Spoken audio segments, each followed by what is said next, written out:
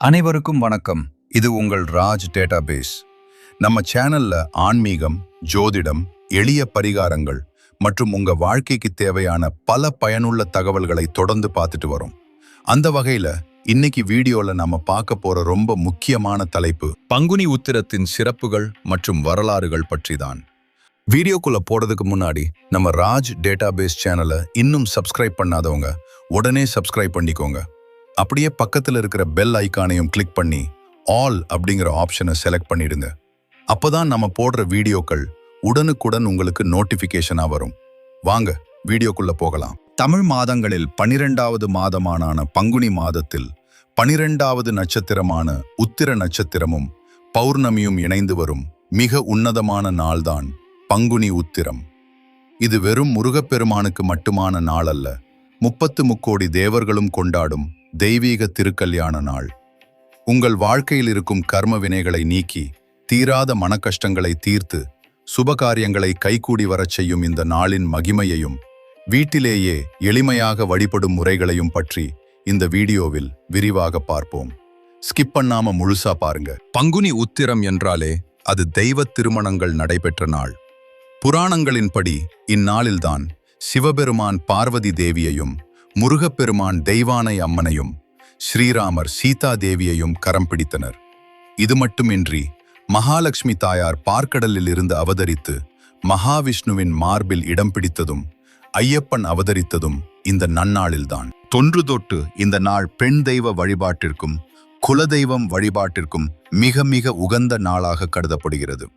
நம்முடைய முன்னோர்கள் காட்டிய வழிப்படி இந்நாளில் குலதெய்வத்தை வழிபட்டால் 7 தலைமுறைக்கும் புண்ணியம் கிடைக்கும் என்பது நம்பிக்கை. கோவில் போக முடியவில்லையே என்று கவலைப்பட வேண்டாம்.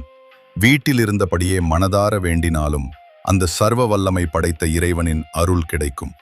பங்குனி உத்திரத்தன்று அதிகாலை பிரம்ம முகூர்த்தத்தில் 5 மணி முதல் 7 மணிக்குள் எழுந்து நீராடி பூஜை அறையில் விளக்கேற்றவும். இந்நாள் மகாலட்சுமிக்கு மிகவும் உகந்த நாள் என்பதால் அவருக்கு பிடித்த பால் பாயசம் அல்லது அக்கார வடிசல் நெய்வேத்தியம் செய்யலாம். நேரமில்லாதவர்கள் மைசூர் பாகு வாங்கி வைத்து வழிபடலாம். பூஜையின் போது மகாலட்சுமி அஷ்டோத்திரம் அல்லது உங்களுக்கு தெரிந்த மகாலட்சுமி போற்றிகளை கூறவும். சான்ஸ்கிரிட் தெரியாதவர்கள் எளிமையாக ஓம் நமோ மகாலட்சுமியை நமோ நமக என்ற மந்திரத்தை 18 முறை உச்சரித்தாலே போதும். மிக முக்கியமாக எந்த ஒரு பூஜையையும் மனம் லயித்து செய்ய வேண்டும். பாசிட்டிவ் எனர்ஜியுடன் நீங்கள் செய்யும் இந்த பூஜை அடுத்த ஒரு வருடத்திற்கு உங்கள் வீட்டை சுபிக்ஷமாக வைத்திருக்கும். திருமணத்திற்காக காத்திருக்கும் கன்னிப் பெண்கள் மற்றும் ஆடவர்கள் இந்நாளில் கல்யாண விரதம் இருக்கலாம்.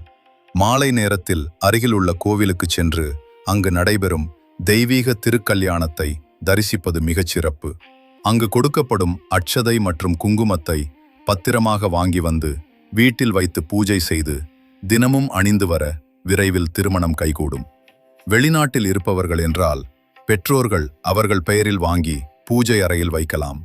தெரிந்தும் தெரியாமலும் செய்த பாவங்கள் நீங்க பங்குனி உத்திரத்தன்று மௌன விரதம் இருப்பது உத்தமம்.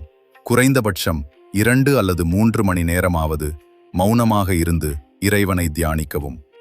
முருகப்பெருமானுக்கு பால்குடம் எடுப்பது கர்ம வினைகளை தீர்க்கும் மிகச்சிறந்த பரிகாரம்.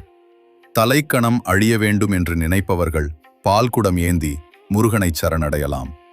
வெயில் காலம் என்பதால் இந்நாளில் குடை தானம் அல்லது நீர் மோர்தானம் செய்வது அளவிட முடியாத புண்ணியத்தை தரும். பார்த்தீர்களா நேயர்களே, பங்குனி உத்திரம் என்பது வெறும் பண்டிகை அல்ல, நம் வாழ்க்கையை மாற்றியமைக்கும் ஒரு ஆன்மீக சாவி. இந்த நன்னாளில குலதெய்வத்தையும் முருகப்பெருமானையும் மகாலட்சுமியையும் மனதார வழிபட்டு எல்லா வளமும் பெறுவோம். இந்த வீடியோல நாம சொன்ன தகவல்கள் கண்டிப்பா உங்களுக்கு பயனுள்ளதாக இருந்திருக்கும்னு நம்புறேன். இந்த தகவல் உங்களுக்கு பிடிச்சிருந்தா மறக்காம ஒரு லைக் பண்ணுங்க. இது உங்க நண்பர்கள் மற்றும் உறவினர்களுக்கும் பயன்படும்னு நினைச்சா கண்டிப்பா அவங்களுக்கும் ஷேர் பண்ணுங்க. இந்த வீடியோ பத்தின உங்களுடைய கருத்துக்களையோ அல்லது சந்தேகங்களையோ கீழே கமெண்ட் பாக்ஸ்ல சொல்லுங்க.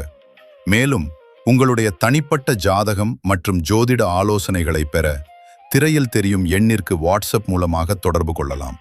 தொடர்ந்து நம்ம ராஜ் டேட்டாபேஸ் சேனலுக்கு உங்க ஆதரவை கொடுங்க. மீண்டும் ஒரு பயனுள்ள தகவலோடு அடுத்த வீடியோவில் சந்திக்கிறேன். நன்றி, வணக்கம்.